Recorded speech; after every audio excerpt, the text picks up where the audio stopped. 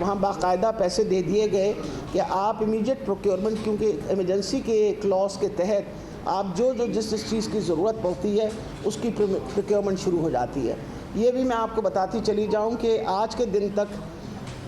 ہم لوگ بھی پوری کوشش کر رہے ہیں بطور پارٹی کہ ہم بھی اپنا حصہ ڈالیں، اور آپ کو پتہ ہے اس حصے کے تحت اب تک کوئی تقریباً 22 ہم نے ان علاقوں کے اندر، جس میں ڈی جی خان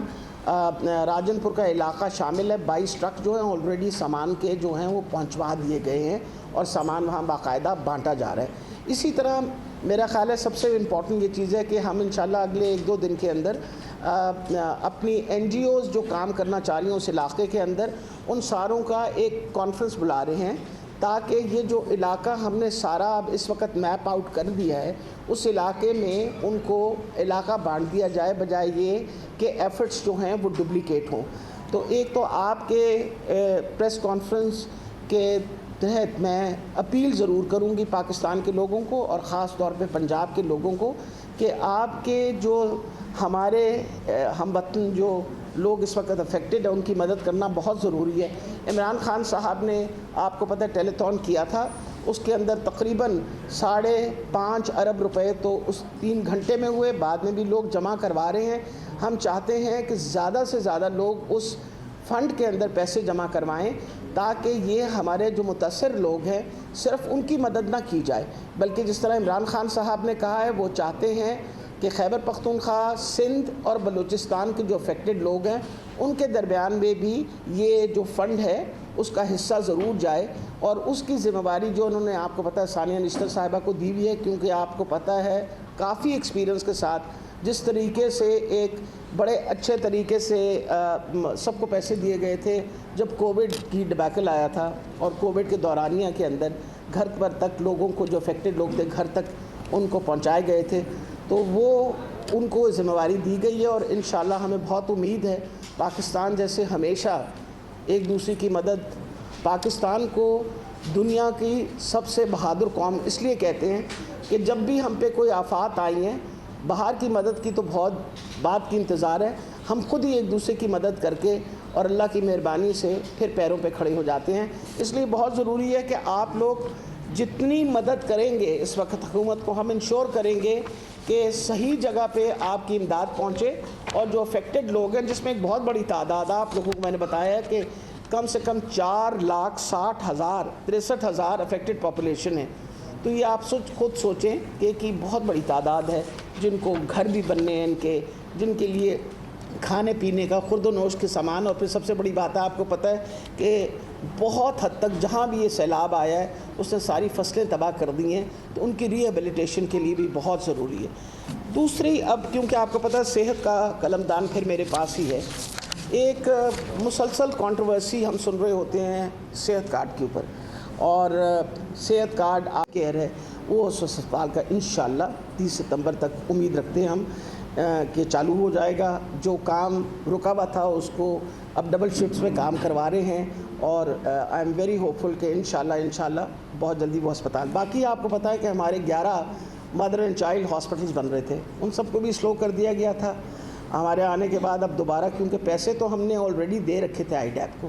تو ان کو آئی ڈیپ کو کہا ہے کہ آپ مہربانی کر کے یہ کام تیز کر دیجئے۔ اسی طریقے سے آپ کو پتہ ہے کہ ہمارا ایک اور بہت اہم ہسپتال ہے جو بن رہا ہے ڈی جی خان میں، کارڈیالوجی کا ہاسپٹل، وہ بھی آپ کو پتہ ہے اس کی بھی انوگریشن ہونی تھی جولائی کے مہینے میں، لیکن نہیں ہو سکی کیونکہ تاخیر کر دی گئی تھی۔ اب انشاءاللہ اس ستمبر کے 30 ستمبر کے تک وہ تیار کر کے اس کی بھی ایمرجنسی اور آؤٹ ڈور انشاءاللہ شروع ہو جائے گا۔ اور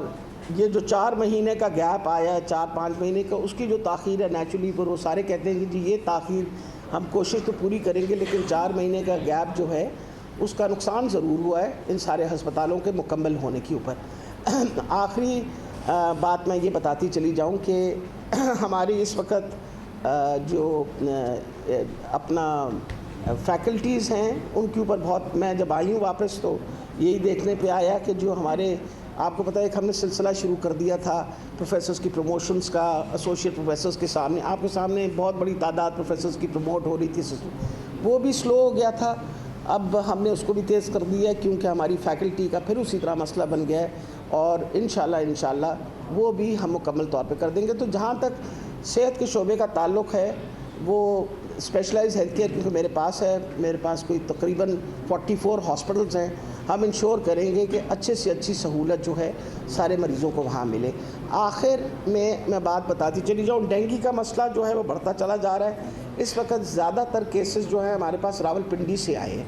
اور راولپنڈی کے اندر ہمارے پاس 4 ہسپتال ہیں جو کام کر رہے ہیں اس کے ساتھ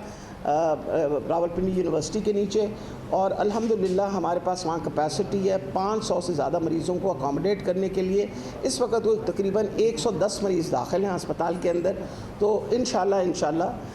patients will be looked after. اگر کوئی سوال ہے تو ڈیٹا میں کل ایک ڈیٹا میں دیکھ رہا تھا جس کے اندر ایک بہت ہی خوفناک نمبر تھا کہ اگلے مہینے تک ہزاروں مائیں ایسی ہیں سیلاب متاثرہ علاقوں میں جن کی ڈیلیوری ڈیو ہے۔ آپ خود بھی گائنی سے آپ کا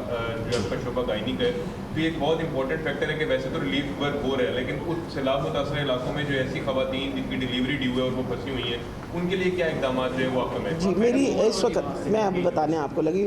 2 یونیورسٹیز کی ٹیمز جو ہیں اس وقت، ایک ہماری راولپنڈی میڈیکل کالج کی یونیورسٹی، وہ میاں والی اور اس علاقے کے اندر، اور وہ ویسے تو راجن پور تک وہ پہنچے ہوئے ہیں، انہوں نے اپنی ٹیمز بھیجی ہیں، ہم رجسٹر کر رہے ہیں جو مریض ایسے ہیں who require immediate help، ان سارے پیشنٹس کو رجسٹر کر کے، آپ کو پتہ ہے الحمدللہ ہمارے اس علاقے کے اندر بہت بڑے بڑے ہسپتال ہیں۔ نشتر از اے بگ ہاسپٹل، مظفر گڑھ کا ہسپتال بہت بڑا ہے جو طیب اردگان کا ہسپتال ہے، مظفر گڑھ کا اپنا DHQ بھی بہت بڑا 450 بیڈڈ ہسپتال ہے۔ اس کے علاوہ راجن پور کے اندر جو ہاسپٹل ہے اس کو ہم نے مزید اس وقت ہیلپ آؤٹ کر رہے ہیں۔ ہم اس وقت ایک جو ہے نا میڈیکل آفیسرز، ان میں ہم نے ہر کالج سے ہاسپٹل سے ان کو کہا ہے کہ ایک نمبر ہمیں میڈیکل آفیسرز کا دیں جو ان علاقوں میں بھیج دیا جائے، تاکہ اس علاقے کے لوگ، خاص طور پہ جس کا آپ نے ذکر کیا ہے، جو ولنریبل لوگ ہیں ان کو ضرور مینیج کریں۔ So we are looking after that also. اس وقت ہماری 2 یونیورسٹیز وہاں کام کر رہی ہیں، ملتان یونیورسٹی جو ہے آف میڈیکل سائنسز اور راولپنڈی یونیورسٹی جو ہے۔ جی بیٹے، ہیلتھ کارڈ کا تقریباً 6-7 مہینے 8 مہینے ہونے والے ہیں، ابھی تک کچھ ایشوز چل رہے ہیں،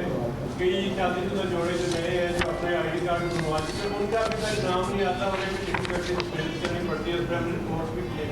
اور دوسرا یہ بتا دیں کہ جو ٹیلی تھون ہوا تھا اس میں آدھے تو وعدے ہوئے تھے، کیا ہوا تھے؟ آدھے وعدے کیے تھے لوگوں نے کہ ہم اتنے پیسے دیں گے، ابھی تک وہ اکاؤنٹ میں نہیں آئے، اور کچھ یہ بھی شکایت آ رہی ہے کہ جو لوگ عمران خان کے دیے ہوئے اکاؤنٹ پر پیسے جمع کروانے جاتے ہیں انہیں انسسٹ کیا جاتا ہے کہ وہ پرائم منسٹر کے اکاؤنٹ میں جمع کریں۔ میرا خیال ہے سب سے پہلے آپ کو میں کارڈ کی بات بتا دوں۔ لیکن جہاں تک کارڈ کا تعلق ہے،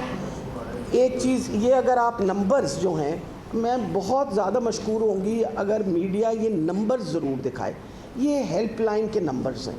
یہ ہیلپ لائن کے نمبرز صرف اسی مقصد کے لیے ہیں کہ خدا نخواستہ کسی کو کوئی مسئلہ پڑے تو اس نمبر پہ، یہ ٹول فری نمبرز ہیں اوپر کے تینوں، یہ ان کے ہیں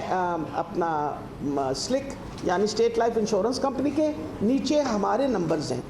اگر خدا نخواستہ صحت کارڈ کے اوپر کسی کو کوئی مشکل سامنا کرنی پڑتی ہے، اس نمبر پہ ٹیلی فون کرے۔ اوپر کے جو تینوں نمبرز ہیں یہ 24 آورس چلتے ہیں، 24 گھنٹے چلتے ہیں۔ تو اگر کوئی مسئلہ، اب آ گیا انہوں نے جو بات کہی، یہ بات آپ کو اگر یاد ہو تو جب میں شروع سے میرا خیال ہے کم سے کم 6 جو ہمارے پریس کانفرنسز ہوئے تھے، ان میں نے بار بار ایک بات بتائی تھی، صحت کارڈ آپ کے نیشنل آئیڈینٹی کارڈ کا حصہ ہے۔ آپ کے پاس اگر نیشنل آئیڈینٹی کارڈ ہے